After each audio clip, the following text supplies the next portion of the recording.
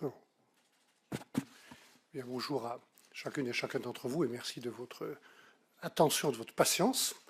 Moi, je voudrais d'abord commencer par remercier Gernot et la présidence autrichienne en lui disant tous mes voeux, mais je voudrais le remercier d'avoir organisé ici, à l'occasion du début de la présidence, cette réunion du Conseil Affaires Générales, qui a été longue, très intense et très utile pour mon équipe et moi-même, et pour que chacun exprime son analyse, ses idées, des questions.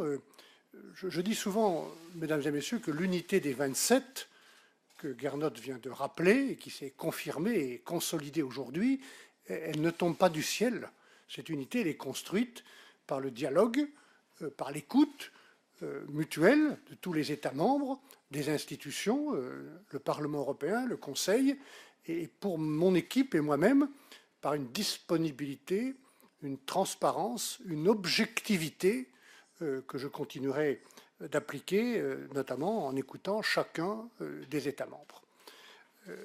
Donc je remercie beaucoup la présidence autrichienne, Gernot, pour avoir pris cette initiative et je vous dis mes voeux pour la présidence autrichienne qui est dans une période clé puisque c'est pendant la présidence autrichienne que nous devons aboutir à un accord sur cette première grande étape de la négociation avec le Royaume-Uni, le Withdrawal Agreement et la déclaration politique.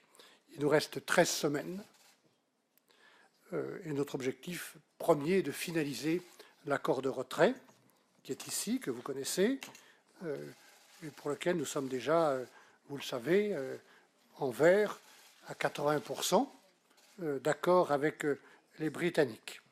Nous devons parallèlement à la finalisation de cet accord nous mettre d'accord avec les Britanniques sur le champ du futur partenariat dans une déclaration politique.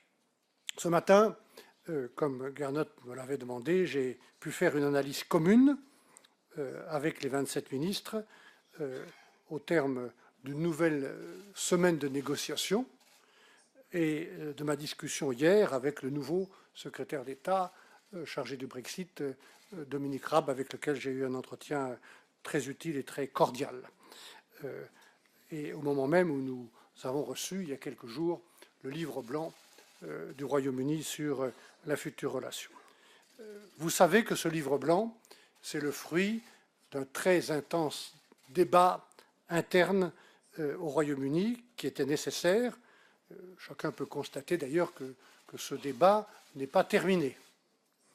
De notre point de vue, il y a, c'est ce que j'ai dit au ministre, plusieurs éléments qui ouvrent la voie à une discussion constructive pour la déclaration politique sur notre future relation. Et je voudrais citer parmi les éléments utiles et positifs la proposition d'un accord de libre-échange qui devrait constituer le cœur de notre future relation économique. On rejoint là, il faut voir si on met la même chose derrière les mots, mais on rejoint là une proposition clé des guidelines du Conseil européen, un ambitieux Free Trade Agreement. Deuxièmement, des engagements en matière de level playing field, notamment en ce qui concerne les aides d'État et les règles sur l'environnement et l'emploi. 3, une large convergence de vues sur des possibles coopérations, je dirais même nécessaires coopérations, en matière de sécurité intérieure et extérieure. Et sur ce point, ce qui est important et positif dans la position britannique, c'est les garanties qui sont apportées sur la protection des droits fondamentaux et la reconnaissance de du rôle de la Cour de justice de l'Union européenne comme seul arbitre du droit européen. Pourquoi c'est important? Parce que cette avancée-là, y compris le soutien du Royaume-Uni à la Cour européenne des droits de l'homme, fait que les échanges de données seront facilités entre le Royaume-Uni et nous, en protégeant les droits fondamentaux des citoyens. Et ça ouvre la possibilité d'élargir notre offre en matière de coopération sur la sécurité interne en particulier. Concernant notre futur partenariat économique, le livre blanc soulève 3 séries de questions que j'ai évoquées comme des questions auxquelles nous attendons des réponses pour le Royaume-Uni. D'abord, les propositions du livre blanc sont-elles compatibles avec les principes posés par le Conseil européen, les 27 chefs d'État et de gouvernement en mars, et même avant mars, dès le début de la négociation en juin 2016. Principe rappelé par les ministres des Affaires étrangères aujourd'hui. Intégrité du marché intérieur, de l'union douanière et de notre politique commerciale commune. Indivisibilité des 4 libertés, respect de l'autonomie des décisions des 27 pays de l'Union.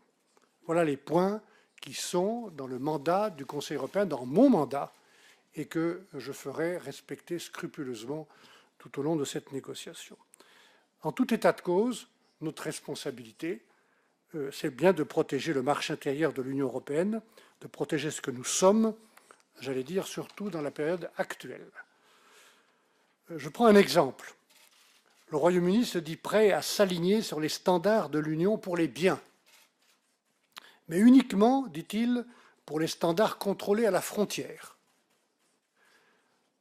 Le Royaume-Uni ne s'alignerait donc pas sur nos règles agroalimentaires relatives par exemple aux OGM ou aux pesticides, puisque le respect de ces règles n'est pas contrôlé à la frontière. Cela nous a été confirmé cette semaine dans la négociation.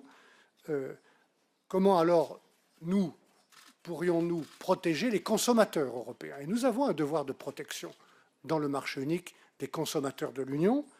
Et sur quelle base pourrions-nous accepter alors la libre circulation des biens? Voilà une question que nous posons et que nous avons posée. Deuxième question, est-ce que ces propositions de livre blanc sont opérationnelles, workable? Est-ce qu'elles sont applicables sans complexité supplémentaire ni bureaucratie additionnelle? Cette question elle se pose par exemple pour l'alignement réglementaire sur les biens, mais encore plus sur ce que le Royaume-Uni appelle de Facilitated Customs Arrangements qu'il propose. Cette proposition, vous l'avez lu, consisterait à appliquer 2 tarifs, celui du Royaume-Uni ou celui de l'Union, aux biens qui entrent au Royaume-Uni selon que ces biens sont destinés au marché britannique ou qu'ils sont destinés au-delà au marché européen. Et ça nous pose des questions pratiques. Par exemple, comment les services douaniers pourraient-ils vérifier la destination finale des biens pour choisir le bon tarif et donc s'assurer du bon tarif? N'y a-t-il pas un risque majeur de fraude? Quels seraient les surcoûts financiers et administratifs pour les entreprises et pour les services douaniers, contraints alors de se conformer à ce nouveau système? Je veux dire simplement que le Brexit ne peut pas et ne sera pas une justification pour créer une bureaucratie additionnelle. Quel serait l'impact des tarifs britanniques inférieurs à ceux de l'Union sur les recettes, à la fois pour le budget européen et pour les États membres? Voilà. Et puis ce système douanier très complexe poserait aussi une question beaucoup plus fondamentale. Comment l'Union pourrait-elle déléguer l'application des règles douanières à un pays qui n'est plus membre de l'Union et qui ne serait donc pas soumis à notre cadre commun de gouvernance? Est-ce que c'est acceptable? Est-ce que c'est tout simplement juridiquement possible? Troisième série de questions, les propositions du Royaume-Uni sont-elles dans l'intérêt économique de l'Union européenne? Et ça, c'est aussi dans mon mandat qui est de protéger les intérêts de l'Union européenne. 2 observations. Par définition, le Common Rule Book pour les biens ne concernerait pas les services, sur lesquels le Royaume-Uni veut rester libre de diverger. Quand on sait, mesdames et messieurs, que dans tout produit que vous utilisez tous les jours, votre téléphone, entre 20 et 40% de la valeur du produit est liée au service, comment on fait pour éviter une concurrence déloyale à travers les services qui seraient libres de diverger sur la valeur du produit? Comment éviter une concurrence déloyale contre les entreprises européennes? Comment éviter qu'une politique commerciale britannique autonome, puisque le Royaume-Uni revendique de garder son autonomie commerciale, tout en gardant tous les avantages de notre union douanière? Comment on fait pour éviter qu'on offre ainsi aux entreprises britanniques des avantages compétitifs majeurs au détriment des entreprises de l'Union. Voilà des questions que nous posons, que j'ai posées à la délégation britannique, et these were some of the questions we discussed yesterday with Dominic Raab. And we will continue this discussion and look constructively at the answers we will get to our questions. But our main focus must be and will be the finalization of the withdrawal agreement. Let me recall that the withdrawal agreement is the prerequisite for an orderly withdrawal, also for the transition period, and for creating the trust that we need to build a solid partnership for the future.